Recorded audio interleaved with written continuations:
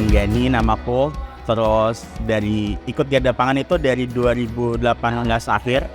Dulu awalnya ikut garda pangan itu pengen punya teman di luar kampus sih sebenarnya loh. Tapi makin kesini mau nggak mau akhirnya ikut belajar sih masalah food loss and food waste ini. Terus akhirnya ya udah keterusan. Awalnya coba-coba.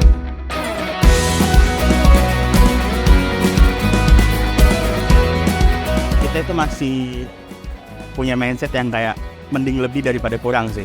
Itu berlaku di keluargaku juga. Jadi ketika kita makan bareng, makan keluarga nih di restoran atau di tempat makan lainnya, itu mikir kayak udah pesen aja, mending lebih daripada kurang.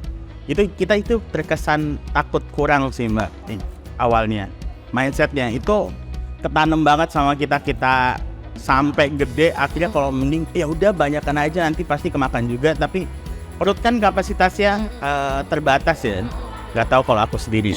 Tapi kalau misalnya orang itu terbatas, walaupun udah banyak juga, tapi nafsu mata itu sih juga termasuk salah satu faktor makanya kita mau lebih terus sih Mbak.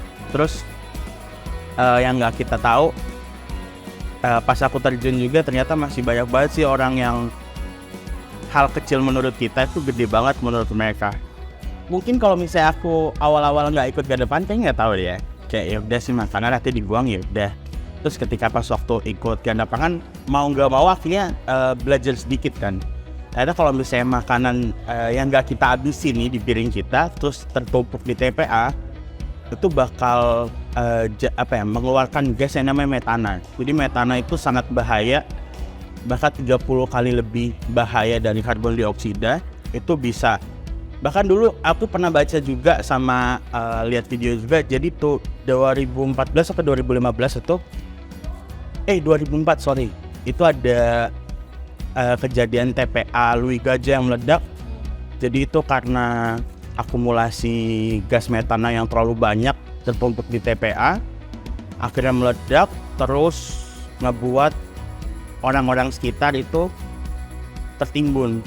Jadi bayangin meninggal karena tertimbun sampah. Itu karena kita yang buang sampah makan itu nggak habis gitu loh. Bayangin kita makan nggak habis itu bisa ngebunuh orang juga ternyata loh. Banyak efek-efek yang kayak gitu baru akan ngerti akhirnya ya kalau makan ya diusahain habis dari diri kita dulu sih.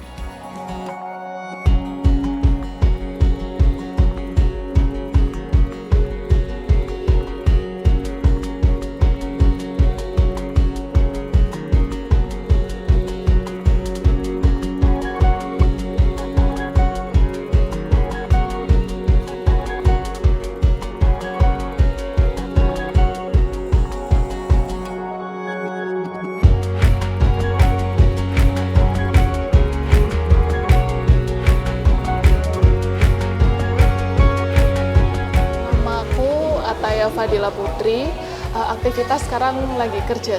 Udah dari tahun 2021 pertengahan pas COVID. Sebenarnya background saya sendiri, dulu itu saya lulusan S1 Teknologi Pangan di Universitas Brawijaya. Terus kebetulan ada teman saya yang udah gabung di garda pangan. Saya diajak lah gitu. Terus ya sama dengan ketertarikan saya terhadap pangan. Cuma kan ini lebih ke social enterprise-nya. Nah, kalau yang ini tuh proses reheat, jadi memanaskan ulang makanan yang kita dapat dari mitra-mitra hotel kita. Terus kalau reheat itu lebih ke lauk-lauk dari hotel. Terus ada sortir roti juga dari mitra-mitra garda pangan. Terus bikin susu juga. Jadi susu itu kita kayak bikin susu. Nah, susunya itu dari mitra-mitra garda pangan juga. Jadi kita bikin ulang, susu, terus nanti kita bagikan ke warga yang membutuhkan. Ini kalau ini sekitar 60 kakak lebih. Hotel-hotel itu kan pada ini membuka buffet gitu ya. Nah, itu kan banyak sisa. Terus ya itu akhirnya banyak yang kita tangani. Kita biasanya start jam 10 pagi sih. 10 pagi. Selesainya biasanya jam 2 sampai 3 siang. 3 sore. Oke, Jadi berarti kita habis ini nih iya, sebenarnya habis ya. ini, terus nanti distribusinya ke sana biasanya habis asar jam 3 lebih Berangkat. langsung kita berangkat ke sana gitu. Kalau menurut saya sih lebih banyak yang lebih membantu sih. Membantu lebih banyak. Membantu Oke. lebih banyak karena kita kan yang butuh dibantu itu kan maksudnya mitra-mitra ya. Oh, oke. Iya, mitra-mitra kan butuh dibantu makanan berlebihnya. Maksudnya kita handle, kita Oh, bantu. mitra tuh yang mendonasikan. Mendonasikan. Oke, Nah, oke. itu tuh menurut saya masih belum banyak. Oh, karena mitranya belum banyak? Belum banyak. Untuk saya ini belum banyak ya. Oke, karena balik lagi isu food loss sama food waste di Indonesia tuh belum kayak Belum kayak familiar ya? Iya, Belum belum umum. familiar. Iya, jadi sembari kita jalan ini gak ada pangan, kita juga edukasi itu sih pentingnya isu food loss dan isu food waste. Jadi itu kami kan gini, kita hitung dulu ini makanan yang kita handle hari ini misalnya cocok untuk 70 kakak misal. Jadi kita nanti baru menentukan kampung mana yang bisa kita donasikan dengan jumlah makanan yang kita sediakan. Oke. Misalnya ada 70 kakak, berarti kita pilih kampung yang dia 70 kakak juga atau sekitaran itulah. Jangan sampai lebih, jangan sampai kurang banget juga ya, karena itu akan jadi food waste lagi food ya. waste lagi. Oke. Mending kita agak lebih dikit daripada kurang sih.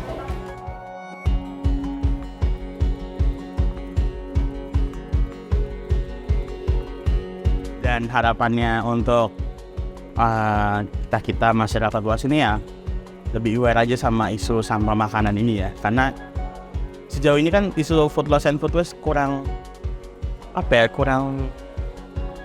hype gitu ya, karena kita itu malah fokus ke kayak sampah plastik, bukan masalah sampah plastik itu juga hal yang kecil ya, tapi sama-sama besar, tapi ada hal yang besar juga loh sampah makanan ini. Semoga makin terinfluence gitu dengan isu food loss dan food waste, karena itu tuh salah satu isu yang di pemerintah belum tertangani dengan matang gitu. Dari segi UU-nya itu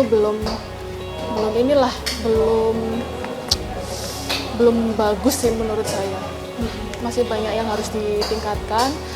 Terus ya itu sih mungkin pentingnya food loss dan food waste itu. Kalau misalnya kita semua bisa